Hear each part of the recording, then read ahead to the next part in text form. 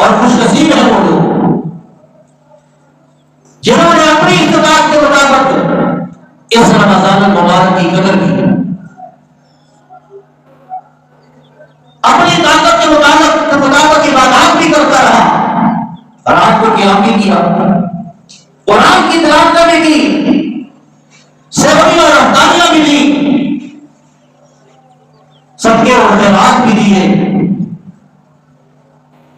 پوری لگن کے ساتھ، اپنی استطاعت کے ساتھ۔ تو اللہ فرماتے ہیں اس کی طاقت کے مطابق اس نے جو عبادت کی ہے، اپنی رحمت کے ساتھ اسے تمام رمضان مبارک کے مہینے کا ثواب نظر عطا فرماتا ہے۔ کیونکہ رمضان مبارک کے مہینے کی خاصیت ہے کہ عمل قلیل اجر کثیر، آپ اس میں عبادت تھوڑا کرتے ہیں، اللہ کی طرف سے اجر زیادہ ملتا ہے۔ یہ اعجاز ہے کیونکہ رمضان را میم ضاد الف اور نون سے بنا ہے، 5 لفظ ہے۔ را سے رحمت من اللہ، رمضان سراسر رحمت اللہ، میم سے محبت اللہ، اللہ کی طرف سے خاص محبت ہے، اور ضاد سے مراد زمان من اللہ، اللہ زامن بن جاتا ہے، ذمہ دار بن جاتا ہے، اور الف سے مراد الفت من اللہ، اللہ خاص محبت کرتے ہیں، پیار کرتے ہیں اس مہینے میں۔ نور سے نور اللہ، اس کی قدر کی اللہ دل کے اندر ایک ایمانی نور پیدا کرتا ہے۔ تو رمضان مبارک کی جب ساعت گھڑیاں رہ گئی ہیں، ایام رہ گئی ہیں، اللہ اس کی قدر کرنے کی ہمیں توفیق نصیب کرے۔ فرمایا وسارعوا الی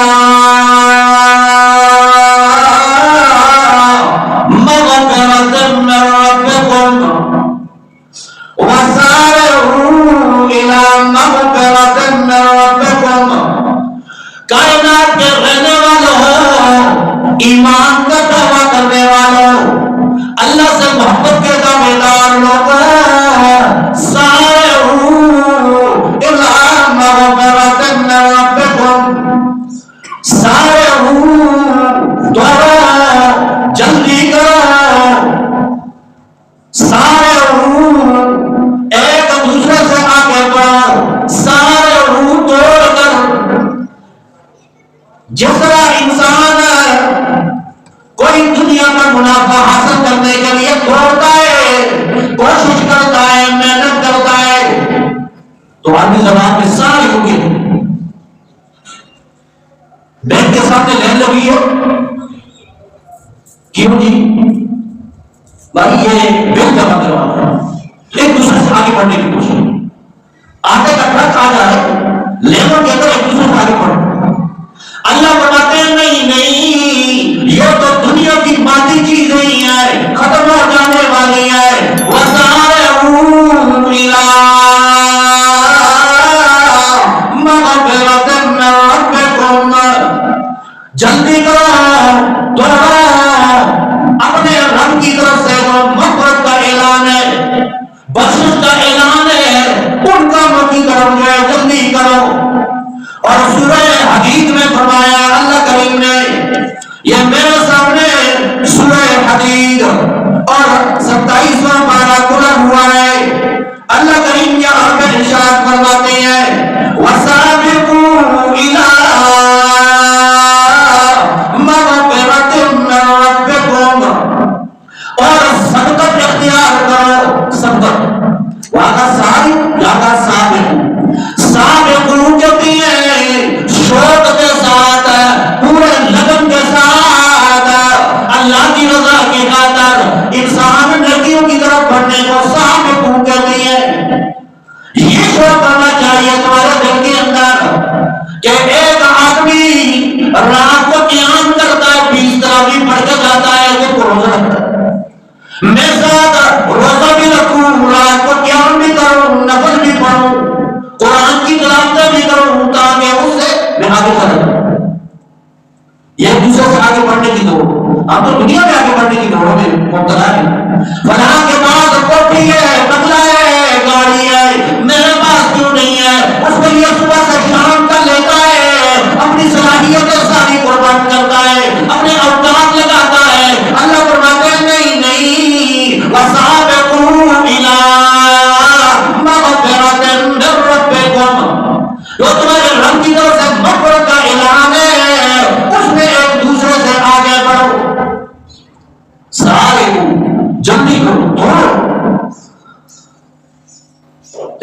آج مسلمانوں کو کیا ہو گیا ہے؟ ان چیزوں میں ہمارا غور و فکر ہی نہیں، دنیا کی حرص میں مبتلا ہے۔ ہمارا انسان کہتا ہے مالی مالی، میرا مال ہے، میری جائیداد ہے، میری کوٹھی ہے، میرا بنگلہ ہے۔ تمہاری کوٹھی کی مسئلہ آج تمہارا جو سانس نکلے اس کے بعد نصیب اور سے نکلا ہے۔ اس لیے فرمایا وَسَارُوا إِلَىٰ مَغْفِرَةٍ مِّن رَّبِّكُمْ۔ یہ آیت کیونکہ عمومی ہے لیکن رمضان المبارک کے ساتھ بڑی تعلق رکھنے والی چیز ہے، غور کریں۔ وَسَارُوا إِلَىٰ مَغْفِرَةٍ مِّن رَّبِّكُمْ، اور جلدی کرو اپنے رب کی مغفرت کی طرف، اپنے رب کی بخشش کی طرف، ان کاموں کی طرف جس میں اللہ راضی ہو کر تمہارے گناہوں کو معاف کر دے۔ وہ کون سا عمل؟ مغفرت اللہ کی طرف سے جن کاموں کا اعلان ہے وہ کون سے؟ اللہ کریم فرماتی ہے والذین آمنوا وعملوا الصالحات، وہ جو ایمان لائے اور نیک عمل کرتے رہے، نماز کے ذریعے، روزہ کے ذریعے، حج کے ذریعے، زکات کے ذریعے، فطرانے کے ذریعے، حقوق اللہ کے ذریعے، حقوق العباد کے ذریعے نیک عمل کرتے رہے۔ اس میں حقوق اللہ بھی مراد ہے، حقوق العباد بھی مراد۔ اللہ ان کے لیے کیا انعام ہے؟ فرمایا لہم مغفرۃ من ربکم، لہم مغفرۃ واجر کبیر۔ ان کے لیے ان کے رب کی طرف سے بخشش کا اعلان ہے اور بہت بڑا اجر ہے، بدلہ ہے اللہ کی طرف سے۔ اور دوسرے مقام میں سورۃ سبا میں فرمایا لیجزی الذین آمنوا وعملوا الصالحات، یہ بدلہ ہے ان لوگوں کے لیے جو ایمان لائے، نیک عمل کرتے رہے، ان چیزوں کا انعام ہے۔ فرمایا لہم مغفرۃ ورزق کریم، ان کے لیے اللہ کی طرف سے بخشش کا اعلان ہے، معافی کا اعلان ہے، اور بہت پاکیزہ رزق اللہ کریم نے تیار کیا ہوا ہے۔ اور دوسرے مقام میں فرمایا سورہ ہود کے اندر فرمایا اِلَّا الَّذِينَ صَبَرُوا، وہ لوگ جو صبر کرنے والے ہیں، وَعَمِلُوا الصَّالِحَاتِ، نیک عمل کرتے ہیں، أُولَٰئِكَ لَهُم مَّغْفِرَةٌ وَأَجْرٌ كَرِيمٌ، ان کے لیے اللہ کی طرف سے بخشش کا اعلان ہے اور پاکیزہ رزق ہے، پاک رزق ہے، جنت کی نعمتوں کی صورت۔ اب جب ایمان دل میں اتر جائے، نیک عمل کرتا ہے تو ایمان میں تازگی پیدا ہو جاتی ہے، تازگی پیدا ہو جاتی ہے، پھر انسان فرما برداری کرتا ہے، آنکھوں کے ذریعے بھی فرما برداری کرتا ہے، کانوں کے ذریعے بھی فرما برداری کرتا ہے، زبان کے ذریعے بھی فرما برداری کرتا ہے۔ جب ایمان دل میں اترتا ہے، جب نیک اعمال کرتے کرتے اس کی عادت بن جاتی ہے، سارے اعمال، سارے جو انسان کے احساس سے ہی کام کرتے ہیں۔ جس طرح بتایا نا یا ایھا الذین آمنوا ان تتقوا اللہ یجعل لکم فرقانا ویکفر عنکم سیئاتکم ویغفر لکم واللہ ذو الفضل العظیم۔ اے ایمان والو، ان تتقوا اللہ، اگر تم اللہ سے ڈرتے رہو، اللہ کے خوف سے زندگی بسر کرتے رہو، یجعل لکم فرقانا، اللہ تمہارے دل میں ایسا پیمانہ لگا لیتے ہیں جو حق اور باطل کو پہچاننے والا ہوتا ہے، وَيَجْعَلْ لَكُمْ وَيُكَفِّرْ عَنْكُمْ سَيِّئَاتِكُمْ، اللہ تمہارے گناہوں کو مٹا دیتی ہے، وَيَغْفِرْ لَكُمْ، تمہیں بخش دیتی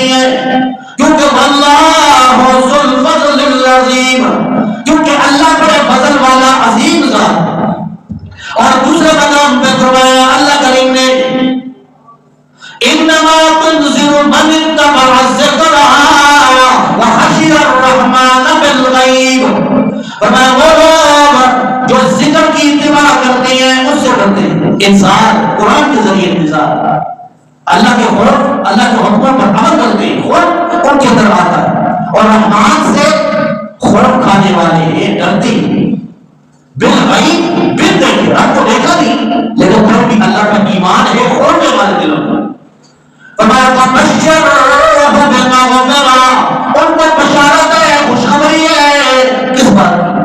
مغفرت کا اعلان ہے، وَأَجْرٌ کریم، بڑے اجر۔ تو گویا یہ جو ایمان ہے اور نیک عمل ہے، اس سے اعمال انسان کے درست ہو جاتی ہیں، انسان اطاعت پہ آ جاتا ہے، فرمانبرداری پہ آ جاتا ہے۔ گویا انسان کی جو اللہ کی قریب کرنے والے اعمال ہیں وہ ایمان ہے، نیک عمل ہے، صبر ہے، استقامت ہے، خوف خدا ہے، دل کے اندر تقویٰ ہے۔ اللہ فرماتے ہیں وَجَعَلْنَاكُمْ شُعُوبًا وَقَبَائِلَ لِتَعَارَفُوا، اللہ کو تم پر قبیلوں کی پہچان اللہ نے جو دی ہے یہ اس لیے نہیں دی کہ کامیابی اور کامرانی ہے، کوئی اچھے خاندان میں پیدا ہو گیا تو کامیاب ہو جائے گا، حالانکہ یہ پیدا تو اللہ نے کیا، خاندانوں کی اونچ نیچ ارادہ ہے۔ اللہ فرماتی ہے یہ کنبے اور قبیلے بنائے اللہ نے تعارف کے ذریعے دنیا میں، لیکن ان اکرمکم عند اللہ اتقاکم، اللہ کے نزدیک مؤثر ترین انسان وہ ہے جس کے دل میں اللہ کا خوف پایا جاتا ہے، جو اللہ سے ڈرنے والا ہوتا ہے۔ یہ مقام اللہ کے ہاں اس کا ہے، جیسا فرمایا ان الذین یخشون ربهم، بے شک وہ لوگ جو اپنے رب سے ڈرنے والے ہوتے ہیں بالغیب بن دیکھے، لہم مغفرۃ واجر کبیر،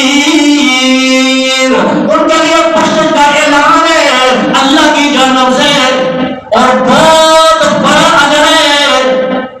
اب اللہ نے انتہا بھی بدلا، کتنا بڑا یہ کہہ دیا اجر کبیر، اتنا بڑا ہے تمہاری سوچ سے بھی اوپر ہے، بہت بڑا ہے۔ انسان کا کام ہے تقویٰ، پرہیزگاری، خوف خدا، اللہ کی اطاعت کرنا، اللہ کی بات مان کے چلنا۔ آج اللہ کو مانتے ہیں لیکن اللہ کی نہیں مانتے، رسول کو مانتے ہیں رسول کی نہیں مانتے کہ رسول نے کیا کہا، اللہ نے قرآن میں کیا کہا۔ تو یہ بخشش کے اعمال ہیں، اللہ کی طرف سے جو بخشش کا ہے وہ اس کا وہ اعمال ہے۔ جس طرح فرمایا من صام رمضان ایمانا و احتسابا غفر له ما تقدم من ذنبه، فرمایا وہ دن کو روزہ رکھتا ہے اخلاص کے ساتھ، اچھی نیت کے ساتھ، اللہ کی اطاعت کے لیے، اللہ کی رضا کے لیے، فرمایا اس کے پچھلے گناہ اللہ معاف کر دیتے ہیں۔ ومن قام رمضان ایمانا و احتسابا غفر له ما تقدم من ذنبه، اور جو رات کو قیام کرتا ہے نوافل کے ذریعے، تراویح کے ذریعے، قیام اللیل تہجد کے ذریعے، رات کو قیام کرتا ہے، اس کے پچھلے گناہ بھی اللہ معاف کر دیتے ہیں۔ یہ بخشش کا اعلان ہے، یہ اللہ کی طرف سے بخشش ہے۔ تو فرمایا وَسَارِعُوا إِلَىٰ مَغْفِرَةٍ مِّن رَّبِّكُمْ، فرمایا دوڑو اپنے رب کی طرف سے مغفرت کا جو اعلان ہے، جو اعمال ہے مغفرت کے، معافی کے، ان کاموں کی طرف کرو، وہ کام تمہاری زندگی میں ہونے چاہیے۔ ایمان ہے، نیک عمل ہے، صبر ہے، استقامت ہے، اطاعت ہے، فرمانبرداری ہے، ان کاموں کی طرف دوڑو۔ آج تو رمضان مبارک میں تو ہم چلو نیک ہو گئے، رمضان گزرے، جو ہی رمضان گزرا وہی پر نافرمانی میں ہم مشغول ہو جاتا ہے، وہی اعمال ہے اللہ کو ناراض کرنے کے، اللہ کے غضب کو دعوت دینے کے۔ تو مغفرت اللہ کی جانب سے جو مغفرت ہے اس وہ والے اعمال کا، اور فرمایا وَجَنَّةٍ عَرْضُهَا السَّمَاوَاتُ والارض، اور اس جنت کی طرف دوڑو جس کا عرض زمین و آسمان ہے. عرض چوڑائی جس کو کہتے ہیں، زمین و آسمان ہے، جس کی چوڑائی زمین و آسمان ہے، لمبائی کتنی ہوگی؟ مفسرین نے فرمایا اللہ کریم یوں فرمانا چاہتے ہیں کہ وَجَنَّةٍ عَرْضُهَا السَّمَاوَاتُ وَالْأَرْضُ، فرمایا اس جنت کی طرف دوڑو نا جانا اس کے عرض کا ہی انتہا ہے، عرض کی انتہا بھی کوئی نہیں ہے، اتنا عرض ہے کہ زمین و آسمان، ایک آسمان کی انتہا تک آج نہیں پہنچ سکا انسان، تو 7 آسمان 7 زمینوں کی انتہا کو کیسے پہنچ سکتا ہے؟ اور جنت اس سے بھی وسیع ہے. فرمایا جنت بڑی وسیع ہے، اللہ کن کے لیے؟ فرمایا اعدت للمتقین، وہ متقین لوگوں کے لیے، پرہیزگاروں کے لیے ہے، اللہ سے ڈرنے والوں کے لیے، اللہ سے ڈرنے والوں کے لیے وہ جنت. اللہ آج تو ہر بندہ یہ سمجھتا ہے کہ میں متقی ہوں، میں پرہیزگار ہوں. کیوں؟ تھوڑی سی عبادت کر لی اس پہ غرور کرتا ہے، قرآن کی تلاوت نہیں کرتا ہے، اشراق پڑھ لی، چاند پڑھ لی، تہجد پڑھ لی، تو لوگوں کو میرے رات کو تہجد پڑھی. اللہ ہر بندہ کہتا ہے میں متقی ہوں، پرہیزگار ہوں. اللہ کیوں بتلا متقی کون ہے، پرہیزگار لوگ کون ہیں؟ اور رمضان کے مہینے کا مطلب بھی ہے کہ اللہ نے تم پر روزے فرض کیے ہیں، پہلے لوگوں پر بھی روزہ فرض کیا تھا. کیوں؟ لعلکم تتقون، تاکہ تمہارے اندر تقوی پیدا ہو جائے، خوف خدا پیدا ہو جائے، اس لیے رمضان. تو متقی کی صفات کا پتہ چل جائے تو ہمیں پتہ چل جائے گا کہ رمضان نے ہمیں پیدا کیا ہے یا نہیں. جیسے تو نہیں پتا دن کو روزہ رکھا، رات کو قیام کیا، اپنی استطاعت کے مطابق عبادات کرتا رہا، کیسے پتہ چلے گا اعمال قبول ہو گئے، روزے کی افادیت پوری ہو گئی؟ اللہ فرماتے ہیں روزے کا مقصد کا تقویٰ، تمہارے دلوں میں تقویٰ پیدا ہو جائے. اب یہ تقویٰ تمہارے دلوں میں پیدا ہوا ہے یا نہیں، اس کی صفات فرمایا الذین ينفقون فی السراء والضراء، فرمایا وہ لوگ متقی پرہیزگار وہ لوگ ہیں کہ وہ اللہ کے راستے میں خرچ کرتی ہیں. ان کی اپنی حالت جیسی بھی ہوتی ہے، خوشی کی حالت ہو یا تکلیف کی حالت میں ہو، یا بات دیکھا خود گھر میں فقر و پانا ہو، لیکن اثار اور جذبہ یہ ہوتا ہے کہ پہلے دوسرے کو ترجیح دینے والا ہوتا ہے. صحابہ کرام کے جذبات ہوتے ہیں. اور حدیث میں آتا ہے بکری کا جو ہے وہ سری آئی ایک صحابی کے گھر میں، اب انہوں نے میاں بیوی کا کچھ سوچا ہمارے بچے بھی تو رہے ہیں، ہمارے پڑوس میں بچے بھی زیادہ ہیں، یہ سری کے زیادہ حقدار لوگ ان گھر میں لیتے. اور اس میاں بیوی نے آپس میں سوچا کہ چلو ہمارا گزارا ہو رہا ہے، روزہ رکھتی ہیں، کچھ گزارا طاقت ہے تو رکھ لیتے ہیں، ہمارے گھر کے قریب جو ہے ساتھ ہے جو پڑوس میں یہ زیادہ حقدار ہے، کئی دنوں کے فقر و پاتا ہے ان کے گھر میں. 14 گھروں سے وہ پھرتی ہوئی بکرے کی سری 14 گھروں سے ملی، پھر اسی گھر میں آئی. یہ تھا اظہار اور جذبہ.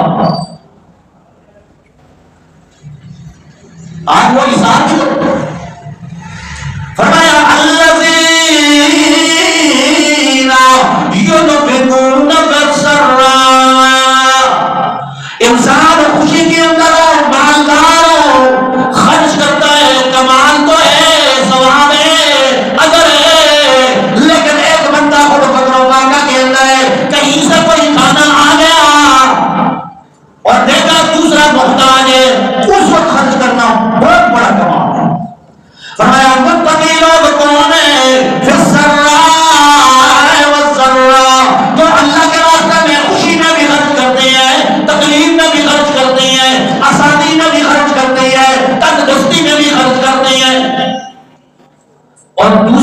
بعد فرمایا والکاظمین الغیظ، متقی پرہیزگار لوگ کون ہیں؟ جو اپنے غصے پہ کنٹرول کرنے والے ہوتے ہیں۔ یہ نہیں کہا کہ انسان ہو غصہ ہی نہ آئے، انسان ہے غصہ تو آتا ہے، کوئی آپ کی طبیعت کے خلاف عمل ہوتا ہے غصہ تو بڑا، لیکن غصے کو پی جانا اس سے بڑا کمال ہے۔ جو گھوٹ اللہ کو پسند ہے ان میں سے ایک گھوٹ وہ ہے جو غصے کے وقت انسان پی لیتا ہے۔ نبی کریم صلی اللہ تعالی علیہ وسلم نے فرمایا لیس الشدید بالسراء انما الشدید الذی یملک نفسه عند الغضب، تم میں سے طاقتور پہلوان وہ شخص نہیں ہے جو دوسرے کو گرا دے، دوسرے کو گرا دینا، دوسرے پہ اپنی طاقت کا زور آزما لینا، یہ طاقتوری نہیں ہے، بلکہ طاقتور تم میں سے وہ ہے جو غصے کے وقت اپنے نفس پر اپنے غصے پہ قابو کرنے والا ہوتا ہے۔ کاظمین الغیظ، جو غصہ پی جانے والا۔ حضرت معاویہ رضی اللہ تعالیٰ عنہ منبر پہ تشریف فرما 44 لاکھ مربع میل کا مالک امیر المومنین حضرت معاویہ رضی اللہ تعالیٰ عنہ کاتب ہو گئی ہے۔ اب خیر کا دور ہے اور متقین کو الزام لوگ ہیں صحابہ کرام۔ ایک بندے کے بارے میں پتہ چلا کہ اس نے کچھ کوتاہی کی ہے، اعلان کیا منبر پہ بیٹھی ہیں کہ فلاں بندے کا بیت المال سے خرچہ بند ہے، خرچہ بند ہے۔ ایک بندہ سامنے سے اٹھا اور کہا امیر المومنین یہ جو بیت المال کا مال ہے یہ نہ تمہارا ہے، نہ تمہارے باپ کا ہے، نہ تمہاری ماں کا ہے۔ کتنی بڑی گال ہے، گالی بھی وہ ہے کہ قسم کی گال ہے۔ کیا کہتا تمہارا نہیں، یہ بھی بدتمیزی تھی، باپ کا نہیں، ماں کا نہیں۔ آپ کیسے حکم کر رہے ہیں؟ کہہ دو نا کسی کو بنا دو، آج کھو نا کسی منسٹر کو کہہ دو یہ جو تم فرد کر رہے ہو تمہارے باپ کا ہے، تمہیں پکڑ کے پھینکی لگا دو۔ امیر المومنین غصے کے اندر لال سرخ ہو گئے اور گھر کے اندر تشریف لائے۔ تھوڑی دیر گزری تھی، واپس آئے، لوگ ہی سمجھے تلوار لائیں گے، اس بدتمیز کا سر قلم کر دیں گے، کیونکہ بدتمیزی کے ساتھ دکھا۔ امیر المومنین گھر سے واپس آئے اور وضو کیا ہوا پانی ٹپک رہا ہے بالوں سے اور مسکراتے ہوئے آئے۔ یہ لوگ حیران پریشان، فرمایا لوگوں کس کی بات پہ مجھے بہت بڑا غصہ آیا، یہ دل چاہ کے خون اس کا میں پی لوں، لیکن نبی کریم صلی اللہ علیہ وسلم نے فرمایا ان الغضب من الشیطان، یہ غصہ جو ہے شیطان کی طرف سے ہے، وَإِنَّ الشَّيْطَانَ خُلِقَ مِنَ النَّارِ، اور شیطان آگ سے پیدا کیا گیا ہے، وَإِنَّمَا تُطْفَئُ النَّارُ بِالْمَاءِ، اور آگ کو بجھانے کا ذریعہ آگے پانی ہے۔ فرمایا وَإِذَا غَضِبَ أَحَدُكُمْ فَلْيَتَوَضَّأْ، تم میں سے اگر کسی کو غصہ آ جائے تو وضو کر لیا کرو۔ کتنا آسان ہے۔ اور محدثین اور مفسرین نے فرمایا اگر تمہیں غصہ آ جائے بیٹھے ہوئے ہو تو کھڑے ہو جاؤ، کھڑے ہوئے ہو تو چلے جایا کرو، وہاں سے چلے جاؤ، ذرا تھوڑا سا ہٹ جاؤ تاکہ غصہ ٹھنڈا ہوتا ہے۔ گویا والکاظمین الغیظ، غصے پہ کنٹرول ہونا چاہیے۔ حضرت عبداللہ ابن مسعود رضی اللہ تعالیٰ عنہ خود فرماتے ہیں میں غلام کو مار رہا تھا، کسی کی آواز آ رہی ہے یا ابا مسعود یا ابا مسعود، میں غصے میں پتہ نہیں چل سکا، میں نے پیچھے مڑ کر دیکھا اللہ کے نبی صلی اللہ علیہ وسلم تھے۔ فرمایا اے عبداللہ ابن مسعود کیوں مار رہے ہو اس کو؟ فرمایا اے اللہ کے نبی صلی اللہ علیہ وسلم اس نے میری بات نہیں مانی، نہ فرمانی تھی، اس سے غلطی ہوئی۔ فرمایا ابو مسعود کیا تم سے نہیں ہوئی کبھی غلطی؟ اللہ نے تم کو ایسے ہی مارا ہے۔ فرمایا عبداللہ ابن مسعود کے آنکھوں سے آنسو آ گئے، در ہاتھ میں پکڑا تھا گر گیا اور کہا اے اللہ